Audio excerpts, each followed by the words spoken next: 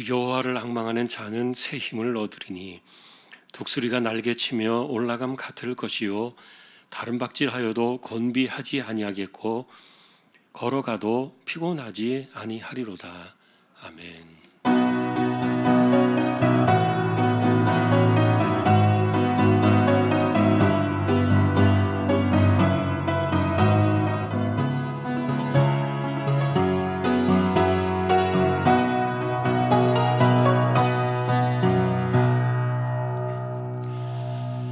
하나님 아버지 감사합니다. 오늘도 예배하게 하셨습니다. 예배하는 심령들 어디에서 하나님께로 나오든 모두를 지켜두시고 우리 하나님 임재하셔서 영광을 홀로 받으시옵소서. 예배의 시종을 의탁합니다. 존귀하신 예수 그리스도의 이름으로 기도하옵나이다. 아멘.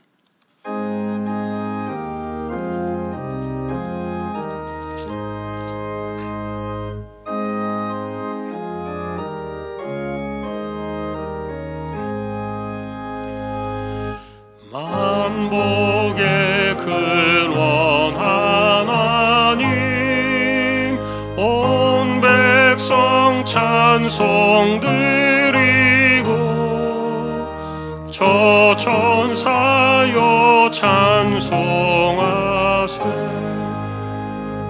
찬송 성부 성자 성령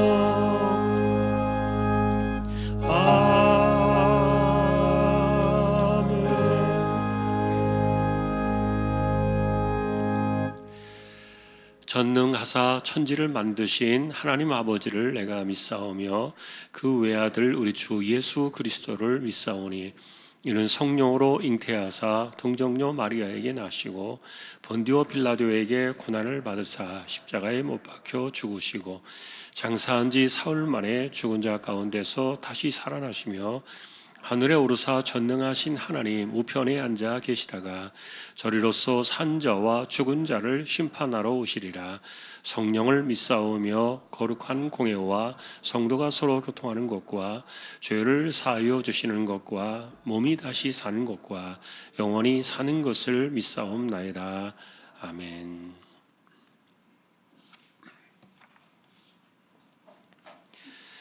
오라 우리가 여호와께 노래하며 우리가 감사함으로 그 앞에 나아가며 여호와는 크신 하나님이시오 땅의 깊은 곳이 그의 손 안에 있으며 바다도 그의 것이라 그가 만드셨고 오라 우리가 굽혀 경배하며 그는 우리의 하나님이시요 우리는 그가 기르시는 백성이며 그의 손이 돌보시는 양이기 때문이라. 아멘.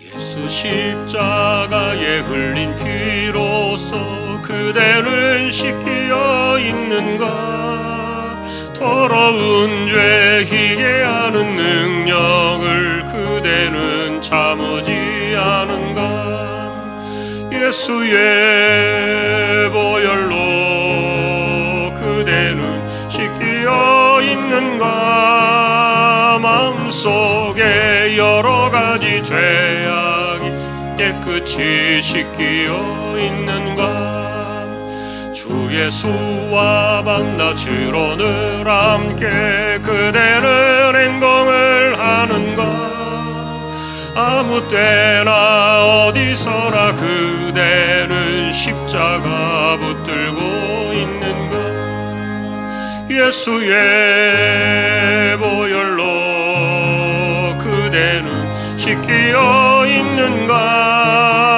마음속에 여러 가지 죄악이 깨끗이 씻기어 있는가 주님 예수 다시 올 때 그대는 영접할 예복이 있는가 그대 몸은 거룩한 곳 천국에 들어갈 준비가 됐는가? 예수의 보혈로 그대는 씻기어 있는가? 마음속에 여러 가지 죄악이 깨끗이 씻기어 있는가? 모든 죄에 더러워진 예복을 주 앞에 지금 다 벗소서. 샘물같이 솟아나는 보혈로 눈보다 더 이게 씻으라. 예수의 보혈로 그대는 씻기어 있는가? 마음속에 여러 가지 죄악이 깨끗이 씻기어 있는가?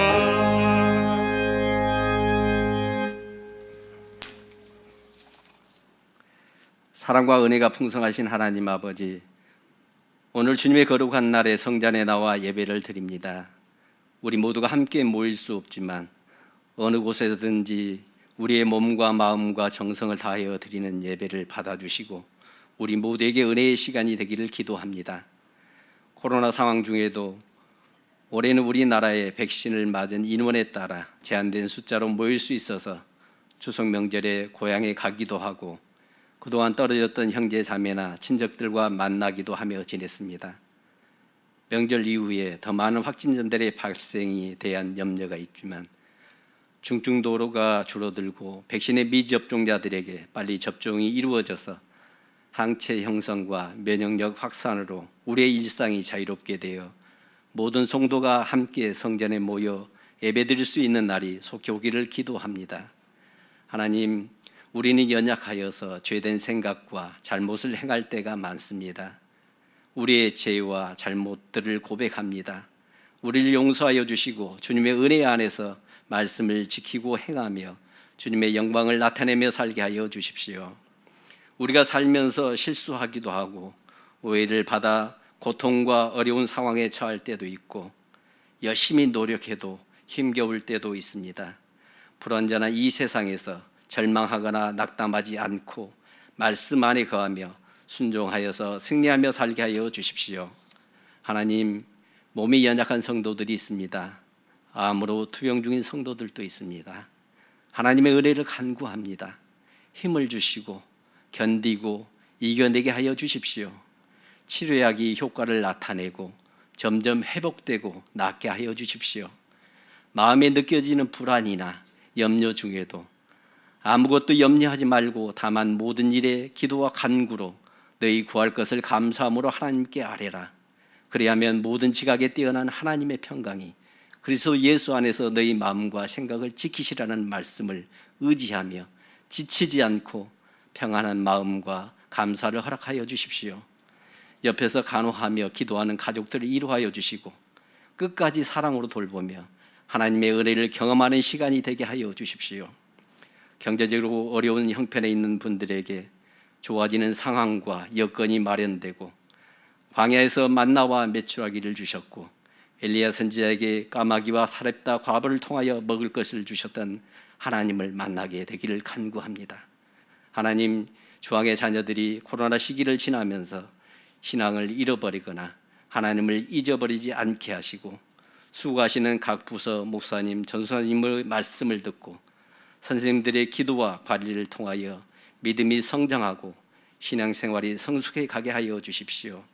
또 학교에 정상적으로 등교하지 못하여서 학력 저하와 좋지 않은 습관이 인생에 후회되는 일이 없게 되기를 기도합니다. 대학 입시를 준비하는 자녀들에게 지치지 않게 하시고 끝까지 최선을 다하여 원하는 꿈들을 펼쳐나가게 하여 주십시오. 하나님, 세계 여러 나라에 파송된 선교사님들을 코로나와 질병과 또 다른 위협으로부터 안전하게 하시고 맡겨주신 사명을 잘 감당하게 하여 주십시오. 하나님을 믿는 믿음으로 인하여 고난과 위협을 당하는 아프가니스탄과 세계 여러 나라의 성도들을 보호하여 주시고 안전하게 지켜주시기를 간구합니다. 라오스 하요셉 선교사님과 가족들을 건강하게 붙드시고 기도하는 일들이 잘 이루어지게 하여 주십시오. 양군 중학교의 링 목사님과 성도들이 군부 쿠데타로 인하여 치안이 불안하고 경제가 어렵고 코로나 감염으로 힘든 상황이지만 영상 예배를 드리는 성도들을 지키시고 안전하게 보호해 주시기를 기도합니다. 네팔 선교지와 김포 중앙교회도 동일한 은혜를 주십시오. 하나님, 우리 교회도 오랫동안 찬양대의 찬양과 오케스트라의 연주를 하지 못하고 있는데 속히 하나님께 찬양과 연주할 수 있는 날이 오기를 간구합니다. 오늘도 말씀을 선포하실 담임 목사님을 항상 영육간에 강건하게 하시고 말씀을 통하여 우리 모두 성령 충만한 은혜를 경험하게 하여 주십시오. 이 세상의 주권자이시며 우리를 구원하신 예수 그리스도의 이름으로 기도하옵나이다. 아멘.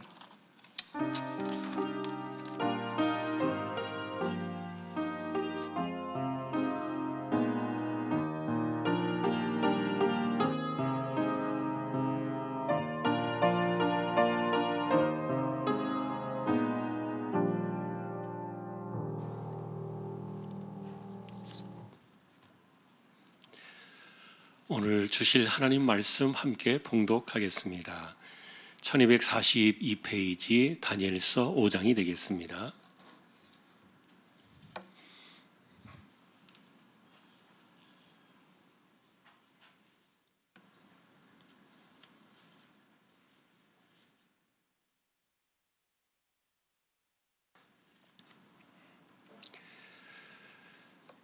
(30절) (31절) 두 절만 합독을 하겠습니다. 그날 밤에 갈대아 왕 벨사살이 죽임을 당하였고 메대 사람 다리오가 나라를 얻었는데 그때 다리오는 62세였더라. 아멘. 교회 소식 말씀을 드립니다. 주보 12쪽 같이 보아주시기를 바랍니다. 이번 주 성경 읽기는 오바댜 1장에서 학개서 2장까지가 되겠습니다. 어제까지 적립된 낙헌예물 1억 536만 3,691원 22.52% 적립이 되었습니다. 또 감사를 드립니다. 주보의 내용들은 여러분들이 자세히 보시면 되겠고요. 연휴 지나고 나서 이렇게 많은 감염자의 숫자가 폭증한 거 여러분이 보셨을 겁니다. 지혜롭게 좀 우리가 처신해야 될 것 같고요. 만나는 것 좀 자제하시고 조심하셔서 지혜롭게 이 시기를 잘 지나갈 수 있기를 소망합니다. 오늘날의 광고는 본죽엔 비빔밥 정인영 권사님 가정의 사업장 소개되고 있습니다. 기도해 주시기 바랍니다. 이제 하나님 앞에 예물을 드리는 시간입니다. 정성껏 준비하신 예물을 하나님께 드리겠습니다.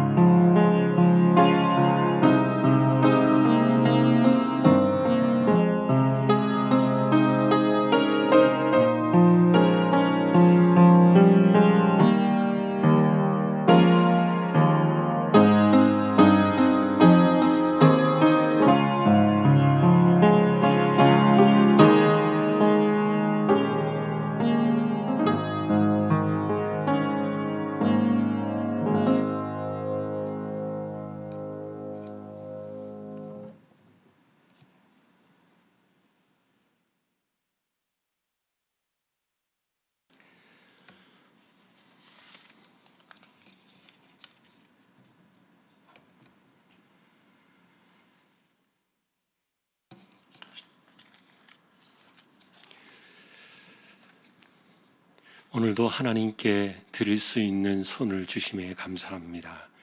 은혜로 살고 있습니다. 우리의 삶의 모든 것이 하나님께로부터 오는 것임을 기억하며 하나님을 신뢰하며 의지하며 이 세대를 이겨나가는 거룩한 손길들이 되게 하심을 감사합니다. 하나님의 것을 구별했습니다. 주일원금 10의 1조입니다. 목적을 따라 선교, 구제, 장학, 자랑, 종신, 기금, 보이지 않는 가운데 드려지는 낙헌 예물 있습니다. 또 여기에 감사를 드립니다. 가정 예배 드리게 하심을 감사합니다. 귀한 시간 주심을 감사합니다. 한 주간도 주의 뜰 안에 거하게 하심을 감사하며 항상 주의 말씀 안에 살게 하시고 한순간도 주를 잊지 않고 살게 하옵소서. 하나님의 한없는 은혜에 감사드립니다. 주님 사랑 감사합니다. 아들의 제자 훈련과 아들이 소망하는 모든 뜻 주님께서 간섭하여 주옵소서. 항상 기뻐하라, 쉬지 말고 기도하라, 범사에 감사하라. 어려운 현실 가운데 우리 주안교회와 주안가족과 함께 하시니 주님의 크신 은혜에 감사드립니다. 주님의 은혜 안에 살게 하심을 감사드립니다. 하나님 건강하게 해주옵소서. 범사에 감사합니다. 하나님의 은혜를 감사드립니다.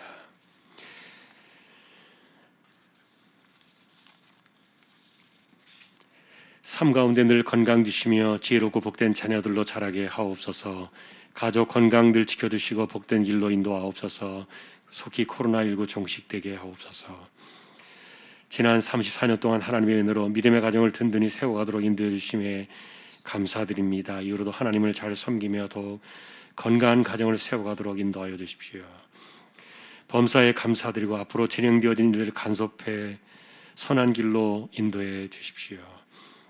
할렐루야. 범사에 감사하며 감사 넘치는 귀한 가정으로 인도하시고 말씀 안에 바로 살고 승환, 승호, 종화로 좀 안복의 축복을 누리며 자녀들의 기업 번창하도록 축복으로 역사해 주십시오. 하나님 아버지 여기까지 인도하신 모든 것 감사합니다. 추석 하나님의 은혜에 감사함을 드립니다. 날마다 최선을 다하는 삶이 되게 인도하여 주옵소서. 오늘도 우리의 손길을 하나님께서 이와 같이 기억해 주시고 이 세대를 살아가면서 신실하게 하나님을 신뢰하는 기도의 무릎과 또 이마에 땀 흘려가는 열심으로 살아갈 때 우리의 삶에 필요한 것을 채워두시고 이 혼란하고 어려운 이 시대를 이겨나가는 우리 모두가 되게 하여 주옵소서. 존귀하신 예수 그리스도의 이름으로 감사하며 기도 올리옵나이다. 아멘.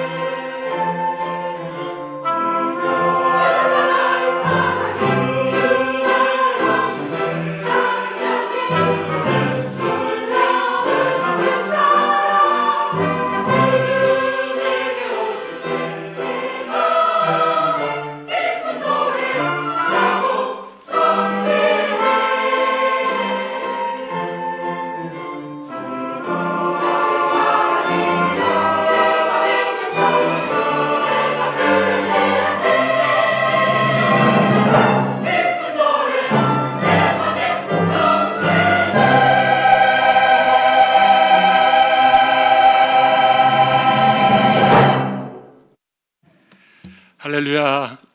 하나님 감사합니다. 찬양을 통하여 언제나 우리 하나님 홀로 영광을 받으시옵소서. 이제 저희가 말씀 앞에 서려고 합니다. 부족한 종과 저희 모두를 말씀으로 인도해 주십시오. 존귀하신 예수님의 이름으로 기도합니다. 아멘. 평안하셨습니까? 오늘도 말씀 앞에 서게 된 저와 여러분들에게 주님의 평강이 함께 하시기를 예수님의 이름으로 축복합니다. 지난주에 저희는 다니엘을 만나보았습니다. 이분은 예레미야나 에스겔과 같은 동시대를 살았던 분이다 말씀을 드렸습니다. 그러나 이분은 처지가 약간 달랐습니다. 비록 볼모로 잡혀온 포로 신세였지만 그러나 그 처지는 예루살렘에 있을 때보다도 훨씬 더 좋았습니다. 좋은 집을 받았고 좋은 환경과 안정된 직장 속에서 요동하지 않는 그런 신분을 보장을 받았습니다. 그래서 6장 28절에 가서 보면은 다니엘은 자신의 세대 이야기를 이 한 절에 기록해 놓기를 다리오 왕의 시대와 바사사랑 고레스 왕의 시대에도 그가 형통하였더라. 이렇게 한 절로 자신의 그 바벨론에서의 삶이 어떠했는가를 적어놓고 있었는데 그 정도로 바벨론의 생활이 나쁘지는 않았다는 말입니다. 자, 그럼에도 불구하고 오늘 우리가 주목하고 싶은 주제는 형통은 아닙니다. 성경에서 가장 형통의 세월을 펼쳐나갔던 사람이 요셉이라면 그에 못지않게 긴 시간을 이렇게 형통하게 살아갔던 사람이 다니엘이기도 하지만 그러나 이 성경을 통해서 그가 우리에게 보여주고 싶은 것은 세상의 성공이 아니었습니다. 우리가 말하는 소위 말하는 신앙의 성공, 인생의 성공 이런 것들을 이야기해 주고 싶었던 거예요. 여러분 예를 들면 이런 질문입니다. 그가 잘 먹고 잘 살고 형통한 세월을 살다 가야만 인생을 잘 살았다고 말할 수 있는 것인가? 그것에 대해서 다니엘은 아니다. 내가 사는 이유는 따로 있다. 우리는 지난주에 1장의 사건을 보면서요. 여러분이 지난주에는 1장 마지막 절 한 절 고레스 5년까지 있으니라는 구절을 보시면서 좀 의아하게 생각하시는 분들도 계실 거예요. 이 한 절 속에서 무슨 이야기가 나오려나. 아마 여러분들이 그렇게 생각하신 분들도 계실 텐데 그런데 우리는 그 안에 담겨있는 사실 내면의 이야기들을 보았어요. 그리고 한마디로 정리하기를 그것은 보상의 시간이었다. 그래서 저는 지난주에 보상과 보답이라는 이 두 단어의 차이를 말씀을 드렸는데요. 보상은 내가 받는 것이라면 보답은 드리는 것 아니겠습니까? 그런데 여러분 우리가 하나님께 뭘 드릴 수 있겠어요? 그리고 우리가 어떻게 해야 하나님을 기쁘시게 드릴 수 있겠습니까? 그런 문제는 아닙니다. 그러나 우리가 다니엘에게서 만나는 중요한 주제는 인생을 보상이라고 생각한다면 적어도 자신의 인생을 생각하고 바라보는 관점은 달라지지 않을까. 본질을 건드리는 겁니다. 각자의 방식이겠죠. 그러니 적어도 여러분들은 내 인생은 하나님이 보상으로 두신 것인가? 한 번쯤은 진지하게 생각해 보셔야 돼요. 그리고 내가 살아가는 삶의 보상으로 주신 그 인생의 보답의 방식으로 우리는 어떻게 나는 살아가야 될 것인가? 여러분들의 진지한 고민이 될 수 있기를 소망합니다. 오늘 우리는 이 보상이라는 개념 속에 담겨있는 또 하나의 이유를 찾아가 볼 생각이에요. 살면서 원통하다는 말을 여러분들 가끔 들으시거나 쓰실 거예요. 우리나라는 이 한의 정서가 이렇게 들어있는 그런 민족이에요. 한맺힘이라는 그 단어가 있어요.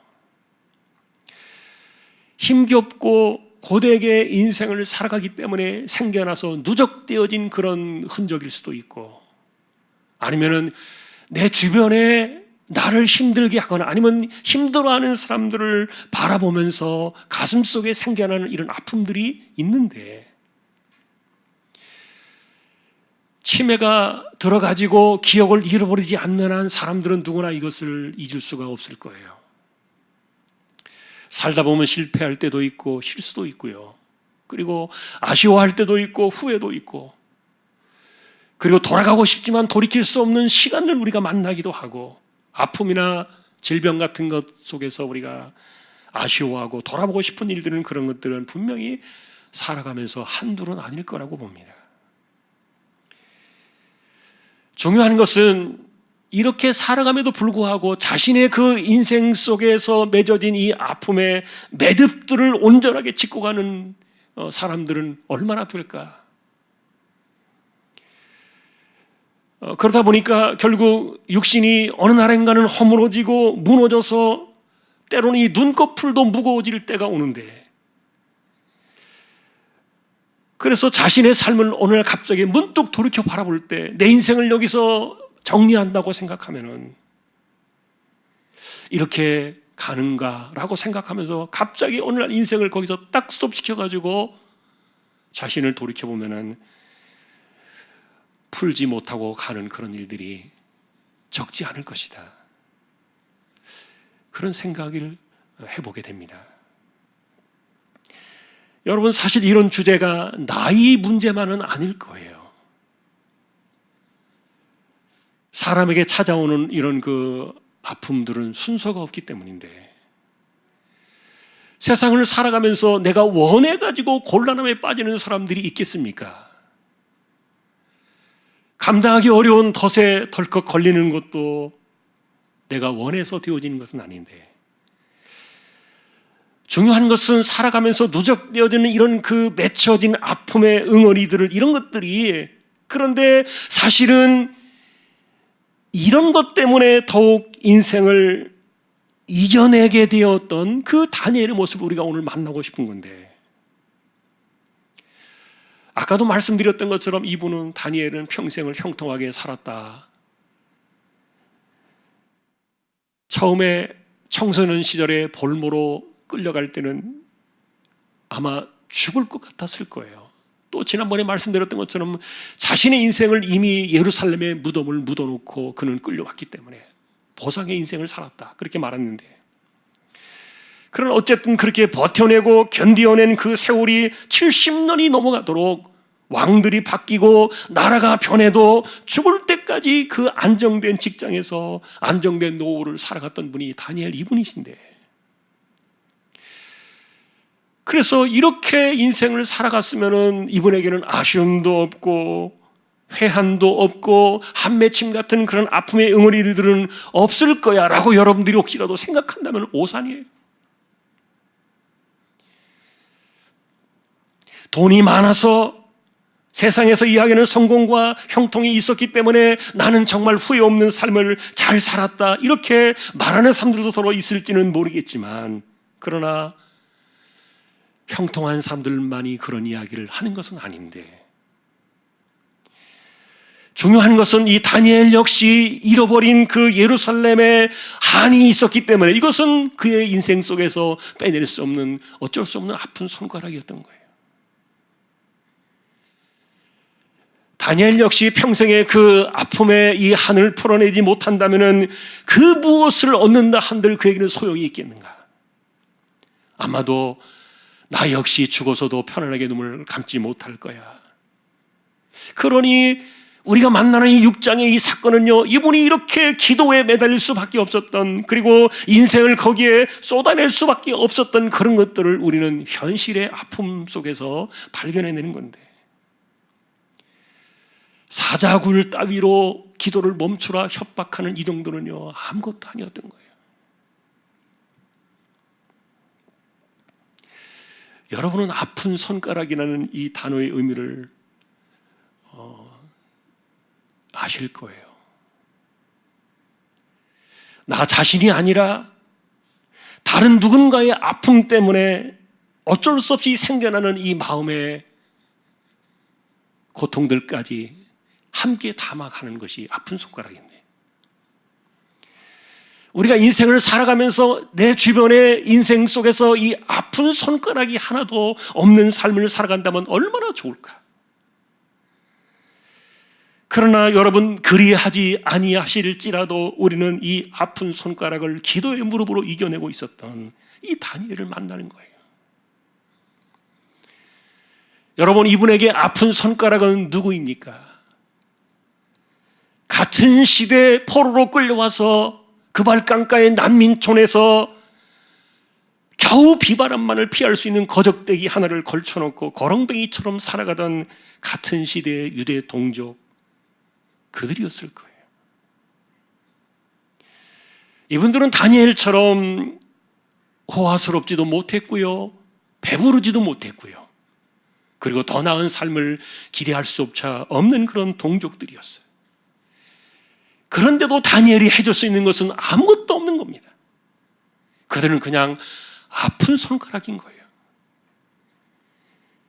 그러니 여러분, 이런 그 아픈 손가락을 위해서 그가 자신의 형통한 삶의 처지에서 해줄 수 있는 것이 있다면 기도의 무릎밖에 없었다.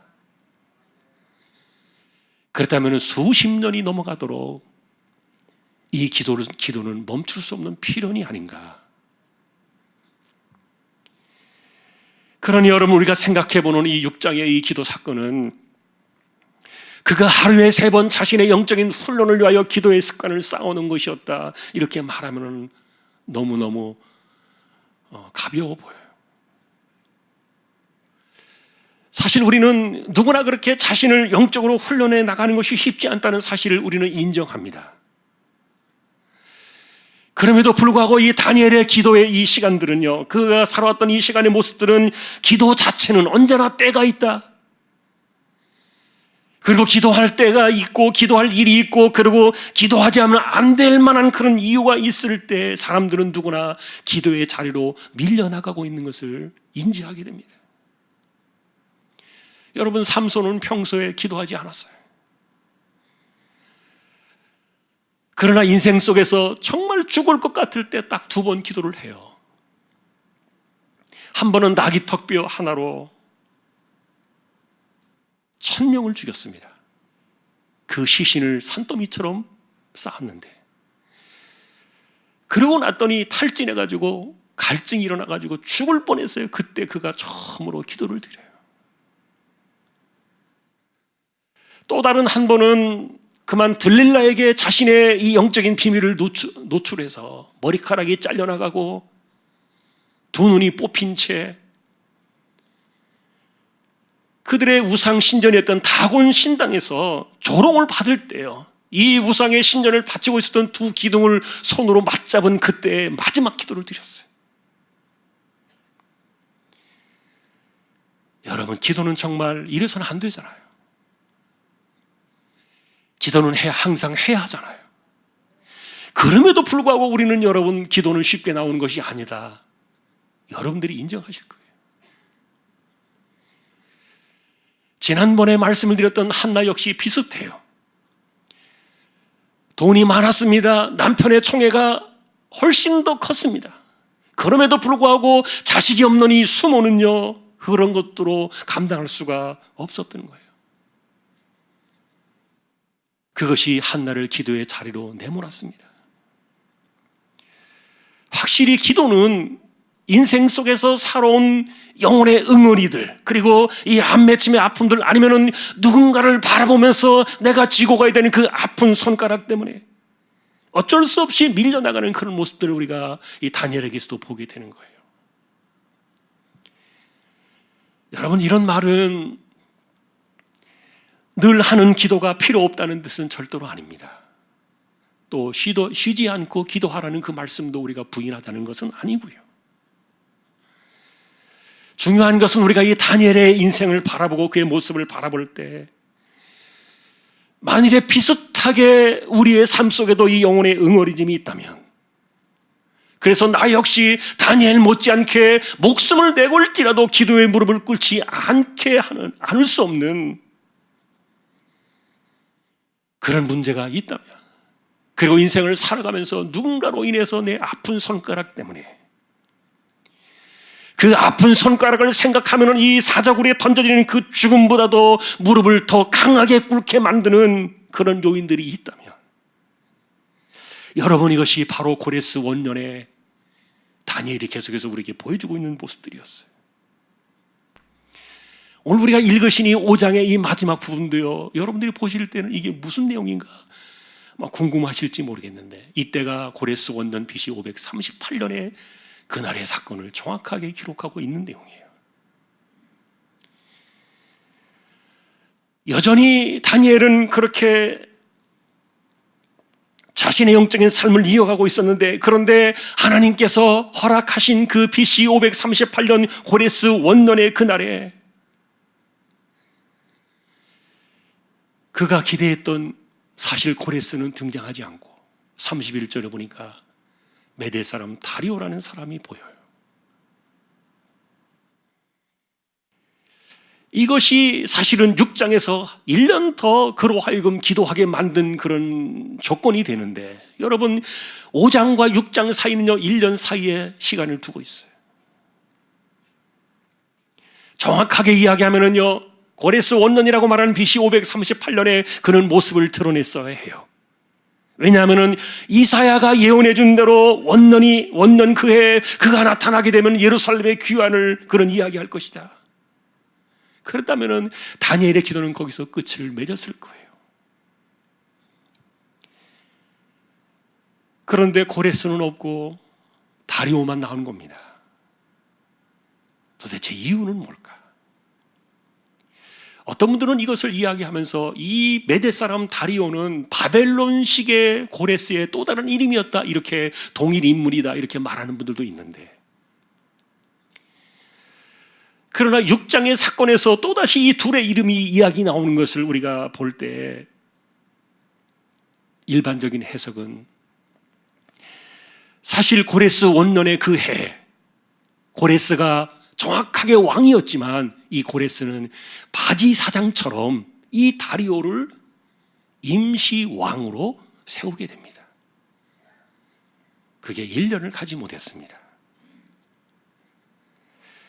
자, 그러나 문제는 고레스가 직접 등장하지 아니하고 이 다리오를 내세워 가지고 이 고레스는 여전히 오리무중에 빠져버린 사건이었는데, 모두가 기다렸던 그 고레스라는 이름이 아직도 나타나지 않았기 때문에, 그러나 이 사건은요, 그래서 그로 인하여 6장에 한 번 더 기도하는 모습을 다니엘이 보여주게 되었고, 그로부터 1년이 지난 이후에 고레스는 드디어 모습을 드러냅니다. 그리고 다니엘이 한 맺힌 그 아픔의 시간들이 거기로 끝을 맺게 되고, 그래서 여러분이 다니엘서의 이야기는 6장에서 이렇게 끝을 맺고 7장부터는 완전히 다른 계시의 사건들로 성경이 이렇게 구성되어 있는 것들을 보게 될 거예요.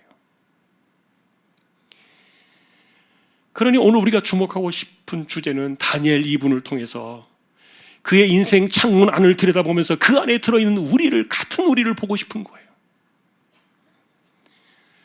분명한 것은 다니엘처럼 인생을 살게 만들었던 그 무엇, 그리고 그로 하여금 기도의 무릎을 꿇지 않을 수 없게 만들었던 그 아픈 손가락,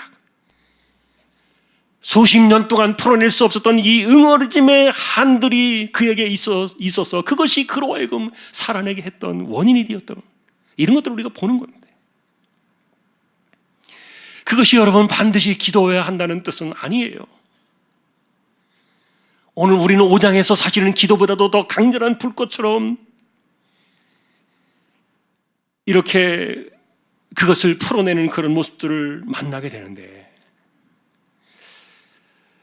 사실 이 5장의 사건은 BC 538년 고레스 원년의 해라고 말씀을 드렸는데요, 이때 이미 90을 바라보는 백발의 노인이에요. 그런데 오늘 이 5장에 나와 있는 사건을 우리가 좀 주목해 보면서요, 재밌는 것은 이분의 눈빛과 그리고 그의 그 표현들, 이런 것들을 바라보면요, 기력이 쇠해서 힘없이 떨어져 버린 그런 그 노인의 푸념 같은 이야기가 아니라는 것을 보게 되는데, 실제로 5장의 사건은 술잔치판에서 갑자기 나타난 벽글씨 사건이었습니다. 이거를 아무도 해석을 하지 못할 때 다니엘을 기억해서 다시 그를 소환하게 되는데 5장 13절에 보니까 벨사살 왕이 그 다니엘을 부르면서도요 많이 이렇게 무시를 합니다. 내 아버지가 유대에서 사로잡아왔던 유다 자손 중에 너 그 다니엘 아니냐 이렇게 이야기합니다.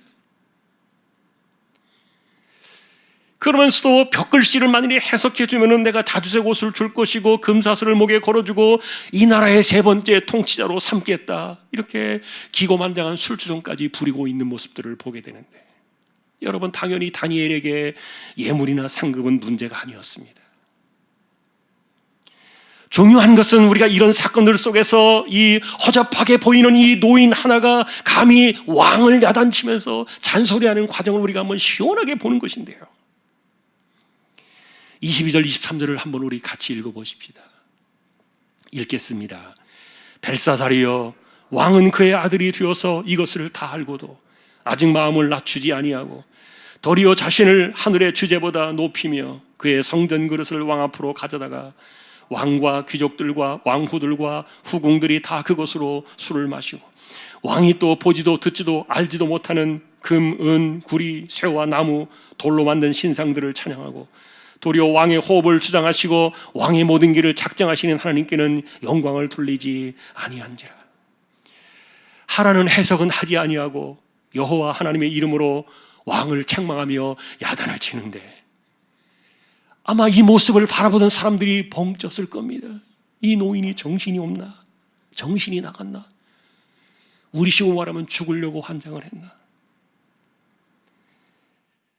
그러나 여러분 사실은 다니엘이 죽으려고 이 목숨을 걸고 이 말을 한 것이 아니었어요. 왜냐하면 이 벽글씨 사건의 내용을 그는 이미 알고 있었기 때문이었고요. 그 다음에 두 번째는 지금까지 하나님께서 70여 년 동안 이 포로 생활 속에서 살아내게 하셨던 그 이유가 원인들이 아직도 풀어지지 않았는데 그에게는 아직 시간이 남아있다는 그런 확신이 그를 붙들고 있었던 거예요. 아직은 죽을 시간이 아니었다는 겁니다. 이 벽글씨는 25절에 보니까 메네 메네 데겔 우바르신 이렇게 나오고요. 그리고 그 해석이 26절에 보니까 하나님이 이미 왕의 나라의 시대를 세워서 그것을 끝나게 하셨다 함이요. 그래서 왕의 나라가 나누어져서 메대와 바사로 나누어질 것이다 이렇게 말하고 있는데 여러분 사실 이것은요 다니엘서 2장에서 그들이 보았던 큰 신상 사건의 시작이었어요. 머리는 금으로 되었는데 그 금이 바벨론을 가리켜오고 있었고 그리고 은으로 되어진 이 가슴과 두 팔, 이 두 어깨가 이게 바로 메대와 바사였어요. 그 당시에 그들이 2장에서 보았던 큰 신상 사건은 포로로 잡혀온 지 1년이 지난 때에 일어난 사건이었는데 이제 그 끝을 정확하게 보는 것은 66년이 지나서 그것이 이루어지는 현장 속에 다니엘을 세운 겁니다. 자, 우리가 주목하고 싶은 이제 핵심은 그날이 벨사살의 끝날이었다는 겁니다. 30절에 보니까 그날 밤에 갈대아 왕 벨사살이 죽임을 당하였더라. 여러분 이것은 하루 사이에 순식간에 이루어진 일들은 아닙니다. 다니엘은 그 술판 가운데 부름을 받아가지고 이것을 전하면서 할 말을 다 이야기했고요. 그리고 왕 역시 약속한 예물 상급을 모두 주면서 그를 세 번째 나라의 통치자로 삼는 금사슬 목걸까지 이렇게 주었는데 그런데 그 약속이 하루도 가지 못한 거죠. 이날의 술판이 어떻게 황급하게 깨어져 나갔는지를 우리는 생각할 수 있어요. 왜냐하면 그것은요 성전의 기물을 가지고 술을 마셨던 겁니다. 그리고 그러면서 여호와 하나님은 얼마나 조롱을 했겠어요. 벌게 있었던 그 얼굴들이 모두가 낯빛으로 변하고 황급히 자리를 떠나 도망갔던 그날의 사건이었는데 여러분 그래서 겉으로 보기에는 이 벽글씨 하나가 우연하게 일어나는 해프닝처럼 여길 수도 있었을지도 모르고요. 그리고 다니엘이 겁없이 쏟아냈던 그런 말들도 잔치에 찬물을 끼얹는 그 포로 생활에 찌드는 그가 한 맺힌 원한을 풀어내었던 몰지각한 노인의 행동이라고 여길 수도 있을지 몰라요. 그러나 여러분, 이것은 해프닝의 날도 아니었고, 그리고 자신의 개인적인 그 아픔의 한을 풀어내기 위하여 찬물을 끼얹은 개인의 일탈도 아니었어요. 이것은 하나님께서 간섭하신 날이었고, 하나님이 간섭하신 이 날의 사건 속에 개입할 수 있는 인간은 아무도 없었던 거예요. 그렇게 그날 밤에 그는 하나님께서 말씀하신 대로 벨사살은 처참하게 죽임을 당했고, 금같이 찬란했던 그 거대한 이 바벨론은 그날에 끝이 나고 말았던 거예요. 자, 성경은 여기서 이렇게 정리가 되어지고 있지만, 그러나 오늘 우리는 그 사이에 일어나고 있는 30절과 31절의 사이에 숨어있는 내용들을 한번 보려고 해요. 그날 밤에 집으로 돌아온 이 다니엘은 무슨 생각을 했을까요? 울었을까요? 아니면 웃었을까요? 아니면은 70년의 그 가슴에 응어린 한의 아픔들을 씻어내 주신 그 하나님을 찬양하며 춤을 추었을까요? 그 복잡한 그런 상황들 우리가 다 이해할 수는 없을 겁니다. 그러나 중요한 것은 왜 하나님께서 그 나라의 그 마지막 현장의 시간을 다니엘을 불러서 정확하게 그날을 보게 하셨는가 하는 거예요. 하나님은 그날의 그를 그 현장 속에 증인으로 세우신 겁니다. 그리고 나라가 어떻게 망하는가, 그리고 그 예루살렘과 유대의 이 동족들을 이렇게 피폐하게 만들었던 이 원수들을 하나님이 어떻게 처결하시는가를 그의 눈앞에서 똑똑히 보게 하셨던 날이에요. 그러니 그날 밤에 이 모든 것은 누구도 간섭할 수 없는 하나님의 시간표를 따라 일어난 사건들이었지만, 아마도 그 내용들을 정리하는 가운데 다니엘의 심정은 좀 달랐을 거예요. 아, 인간이 도대체 뭔가?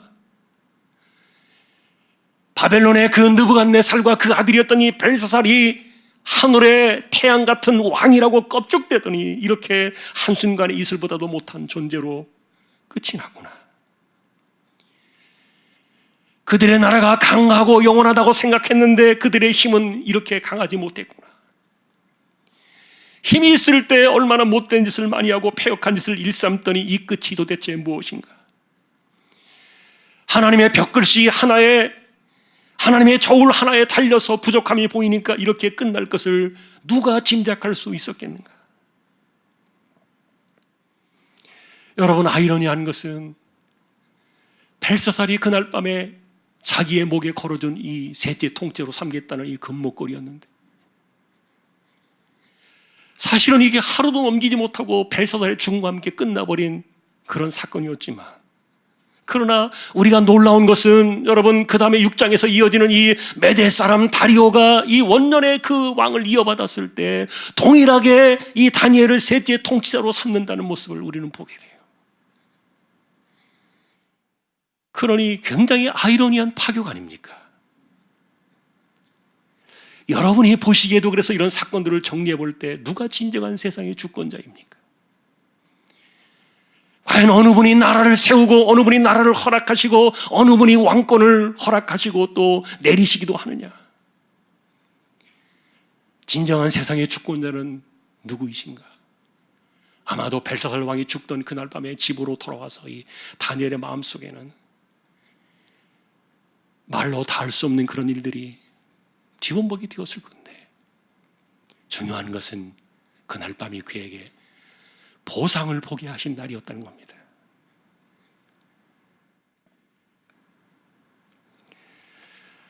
자, 여러분, 이것으로 사실 우리의 이야기가 끝은 아니고요. 이렇게 그런 세월들을 지나오면서 다니엘을 여전히 무릎으로 살게 하셨던 이유는 아직도 나오지 않았는데, 아까도 말했던 것처럼 이 다리오 시대는 1년을 넘기지 못한 바지사장 같은 임시 왕이었다 말씀을 드렸고요.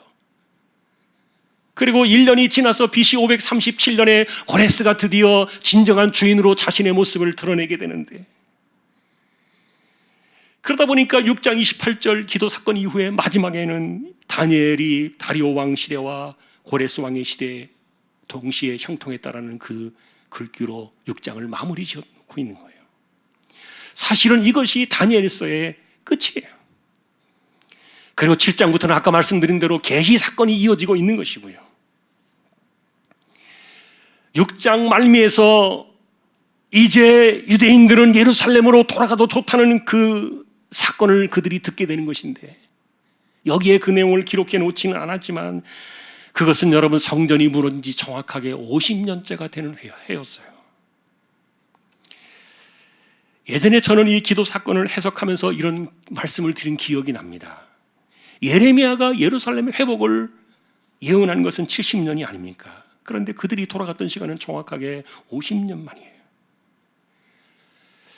그래서 20년은 뭐냐? 탕감된 시간이었다. 그런데 이렇게 20년을 탕감해 주신 그 사건 속에는 이 다니엘의 기도와 같은 이 무릎의 기도가 있었다. 아무도 생각하지 않고 그리고 자기만 호의호식하면서 살아간다고 생각했던 그 다니엘의 인생 속에는 여전히 예루살렘과 그 발강가의 난민촌을 생각하는 그 아픈 손가락 때문에 무릎을 일으켜 세울 수 없는 이 다니엘의 모습을 우리는 보는 거예요. 하나님은 이런 것들을 통해서 20년을 탕감해 주셨구나. 여러분, 오늘 우리 이야기는 사실은 본문의 이야기는 여기까지입니다. 오늘은 여러분들이 설교의 제목을 보시면서 힌트를 얻으시면 좋겠어요. 그날의 사건들은 누군가를 살게 하신 이유였다. 하나님께서는 90에 가까운 그 노인을 바벨론이 무너지는 그 멸망의 현장에 그를 증인으로 세우셨고, 그리고 마지막 왕 벨사살이 죽임을 당하는 삶의 증인으로 있게 하셨고, 그리고 이어서 그렇게 고대하던 그 고레스의 등장까지, 이런 것들을 다 보면은요, 그 포로지에서 볼모로 끌려와서 모진 세월을 시기와 질투 가운데 살아냈던, 버텨냈던 그 다니엘을 살게 하셨던 이유가 분명하게 확 드러나고 있었던 거예요. 다시 말하면 하나님이 내게 이런 것들을 보여주시려고 지금까지 살게 하셨구나. 하나님이 내게 이런 인생들을 겪게 하시려고. 결국 여러분, 우리는 또 다른 보상의 내용들을 자세히 들여다보고 있는 거예요. 그러니 우리가 이분의 인생을 통해서 우리의 창문을 동일하게 들여다본다면 하나님은 우리 역시 이런 것들을 볼 수 있게 하는 인생이 되게 하실까? 우리 역시 살아생전에 나의 소망과 기도의 제목들, 그리고 우리의 마음속에 생겨서 누적되어지는 이 아픔들과 그리고 아픈 손가락 때문에 기도할 수밖에 없는 그런 소망들이 당대의 보상으로 이루어질 수 있을 것인가? 물론 제가 약속은 못합니다. 하나님의 주권이니까. 그럼에도 불구하고 우리가 그런 것들 속에서 하나님 앞에 살아야 되는 이유들을 발견할 수 있다면 이것은 얼마나 큰 보상의 인생인가. 오늘 그것을 주목해 보고 싶었던 거예요.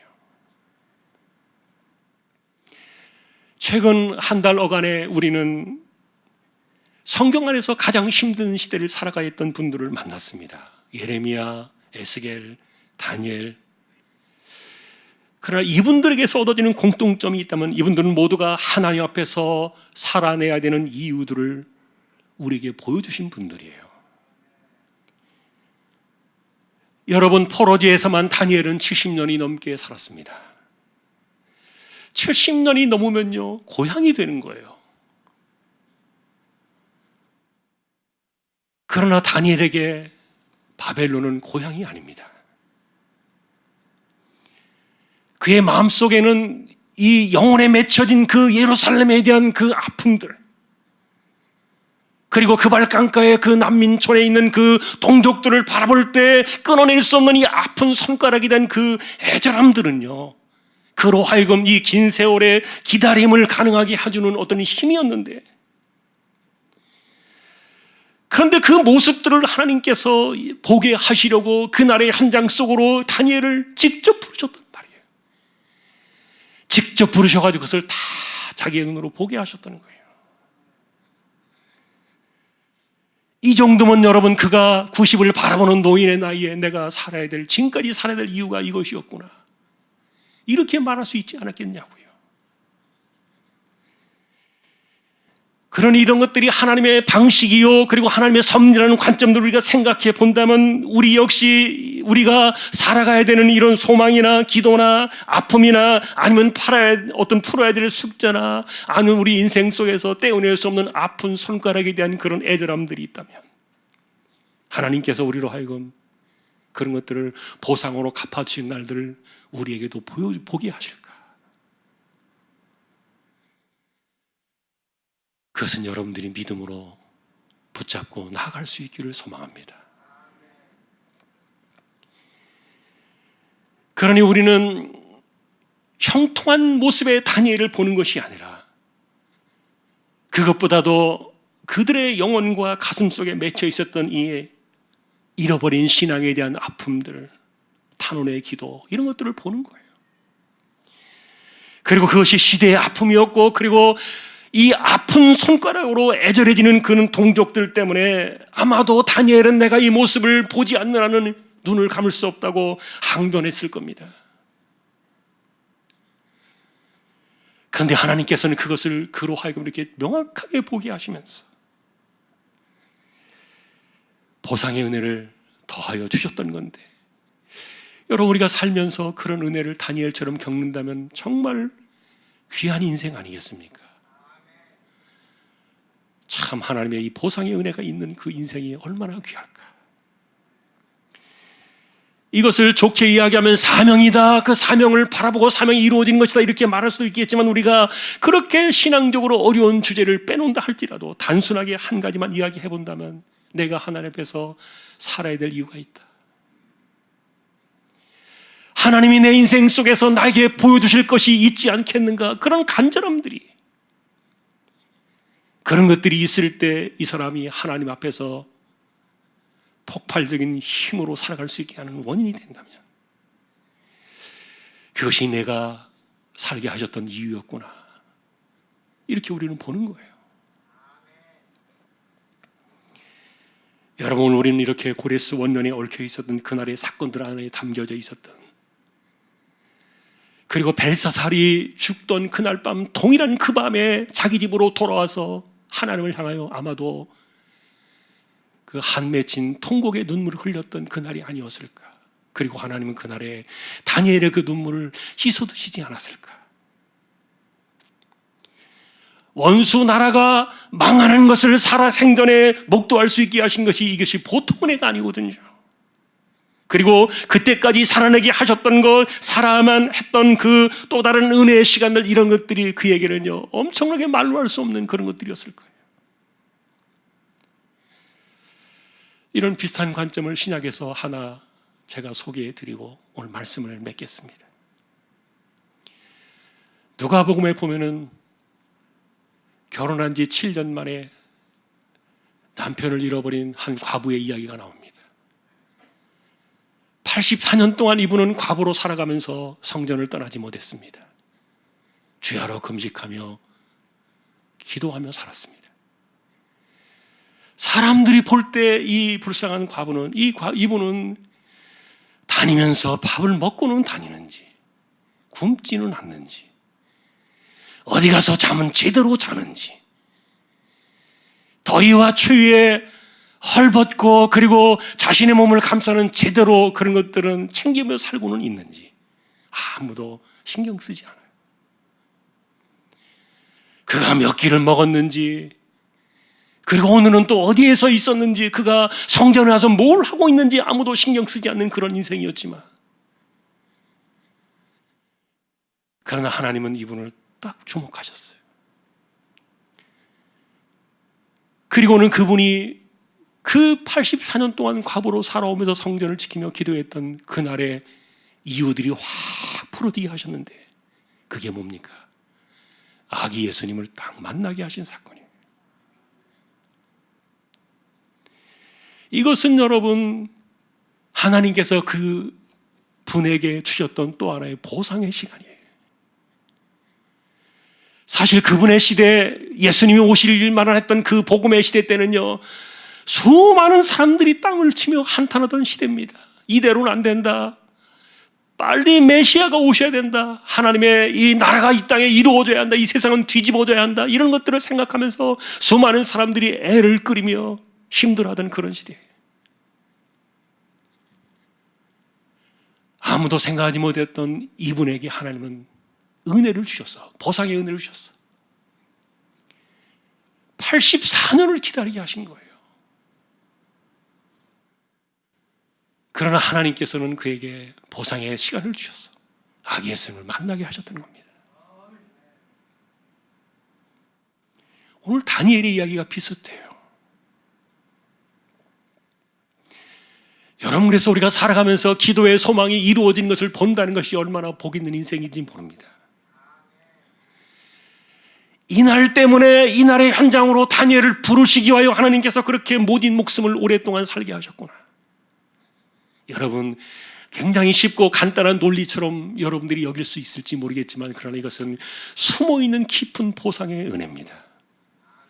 하나님께서 보상의 은혜를 가지고 다니엘에게 찾아오셨던 선물이라는 거예요. 오늘 말씀을 맺으면서 여러분에게 질문 하나를 또 던집니다. 여러분의 인생은 보상입니까? 이건 여러분들 스스로 답을 내려야 돼요.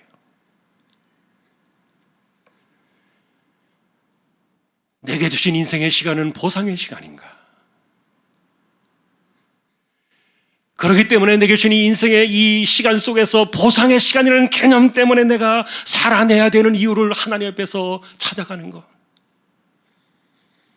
이것이 얼마나 귀한 신앙인지 몰라요. 절망이나 포기는 여러분 신앙이 아니잖아요. 나로 하여금 살게 하시는 또 다른 이유가 있다면 분명히 하나님께서 내게 보여주시려는 그날들이 있지 않을까. 하나님께서는 그날에 가슴에 맺혀 있었던 응어리진 아픔의 한들을 다 씻어내셨고, 그리고 이스라엘 백성들을 가나안 땅 예루살렘으로 돌아가도 좋다는 그 고레스 원년의 그 사건을 보게 하시면서 아픈 손가락에 대한 기도를 하나님께서 들으신 것을 보게 하신 거예요. 이제 다니엘은 더 이상 기도하지 않아도 돼요. 거기까지가 우리가 본 6장의 사건이니까요. 하나님은 보상의 시간을 주십니다. 우리가 약속할 수 있는 것은 아니지만 하나님의 주권이지만, 다니엘을 바라보면서 믿음으로 하나님을 동일하게 만날 때 하나님께서도 우리에게 그와 같은 섭리를 주시지 않을까. 그래서 그날의 사건은 누군가에게는 살아내게 하신 이유였다. 살게 하신 이유였구나. 오늘도 우리가 이 주제를 기억하면서 이 세대를 믿음으로 살아가며 승리하며 나아갈 수 있는, 아픔들을 이겨내며 승리할 수 있는 모두가 다 될 수 있기를 주님의 이름으로 간절히 축원합니다. 찬양하겠습니다. 270장입니다.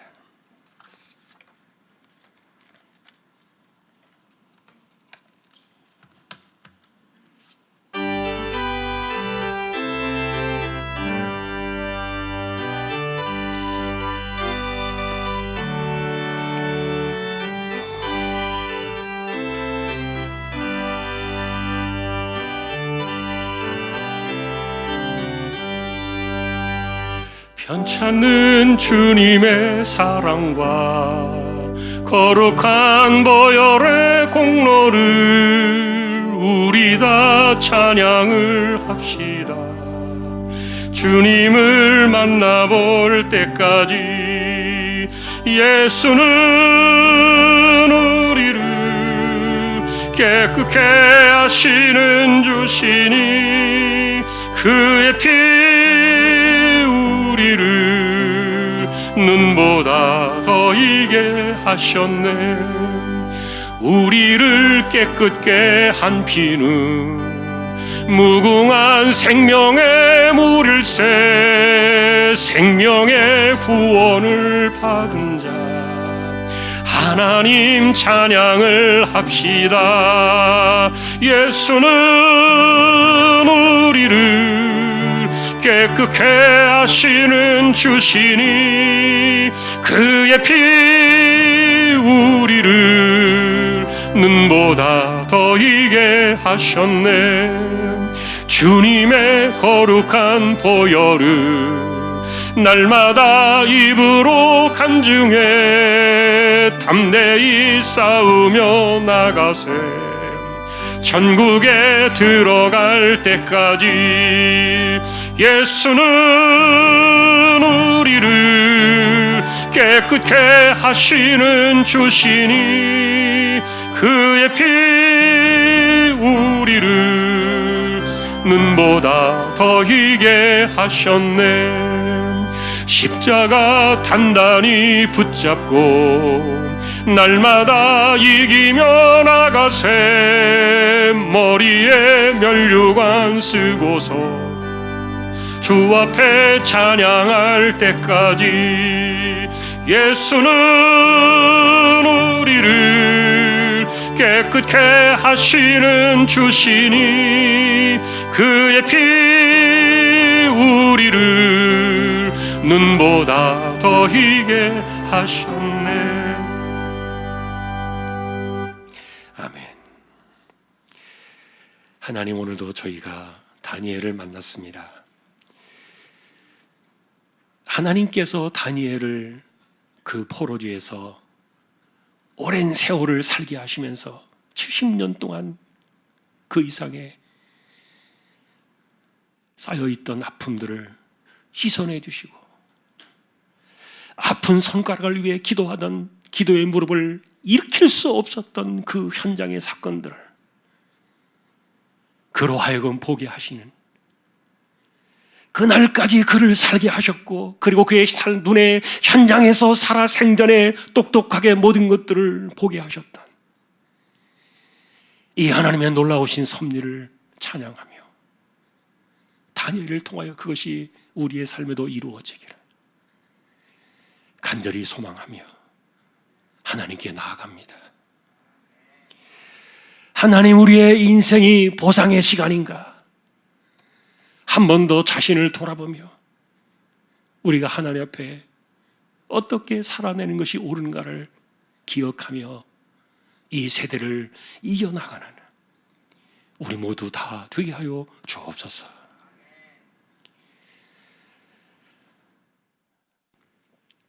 혼란의 때입니다.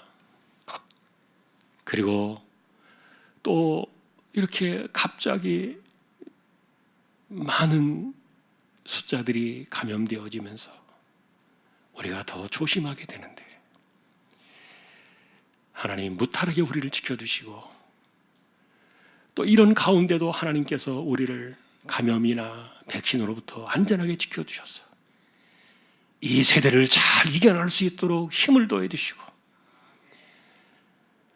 연약한 자들이나 가난한 사람들이나 어려움을 겪는 모든 이들도 역시 마찬가지로 하나님 앞에서 이겨내며 살아가는 승리의 삶을 배우게 하여 주옵소서.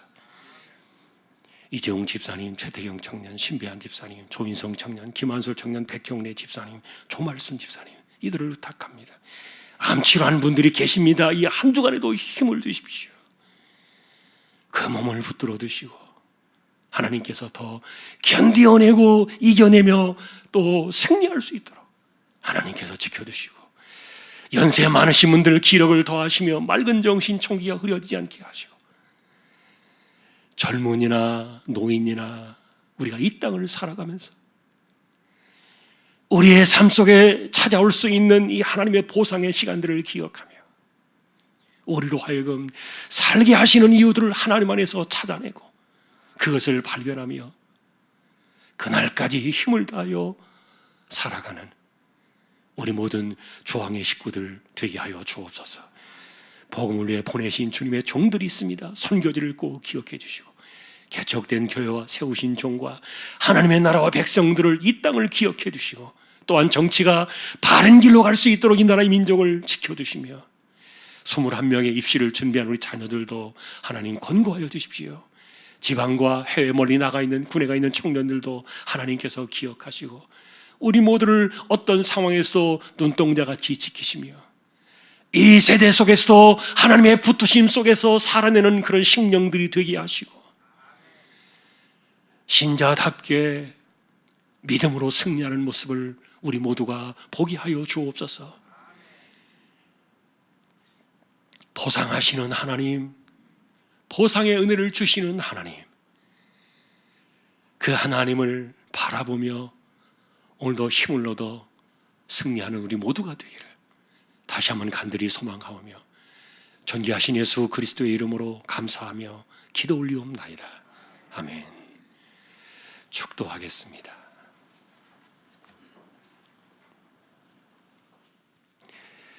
우리 주님 예수 그리스도의 은혜와 하나님 아버지의 사랑과 성령님의 감화, 감동, 위로, 인도, 교통, 충만하심이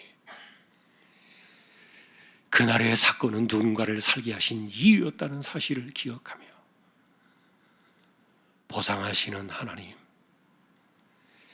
아픈 손가락과 그리고 수십 년 이상을 안고 살아왔던 그 모든 것들을 풀어내 주시는 현장을 보게 하신 하나님의 은혜를 기억하며 우리 역시 하나님의 손에 기대어 보상의 은혜로 이 세대를 살아가기를 원하는 우리 모든 심령들, 주왕의 가족들 위해 이제로부터 영원까지 함께 있을지어다.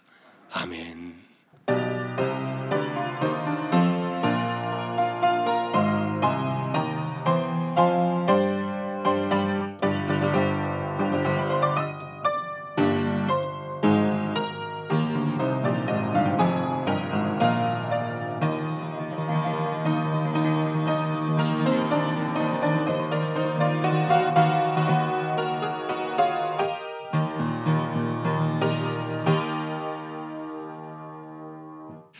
한 주간도 승리하시기를 주님의 이름으로 축복합니다.